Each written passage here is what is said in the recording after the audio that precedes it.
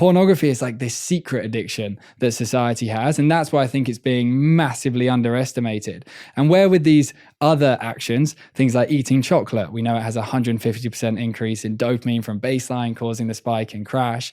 When we engage with something like alcohol, it's a 200% increase, cocaine, 250% increase. All of these different studies are showing us a lot about those actions, but very little is showing us much about pornography because it's a very private behavior.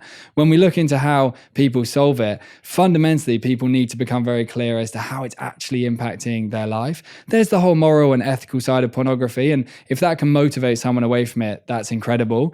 We're obviously looking with the Dose Lab more at what is it actually doing to your experience of life and your motivation and your dopamine levels. And for me, I grew up as someone that started engaging in porn. I was like 13, 14. I just heard that was a thing, searched on Google, discovered it was a thing, massive amount of pleasure, and then watched it for like 10 years of my life. I didn't think anything of it. All my friends watched it. I didn't even feel any real guilt or shame around watching it because it was so normalized in the world that I grew up in.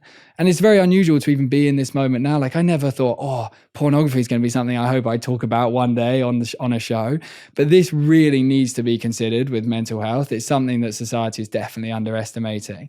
Because if you think through the lens of sex versus pornography and this idea of earning dopamine, sex, especially like a nice, intimate, loving experience of sex, is a slow progress.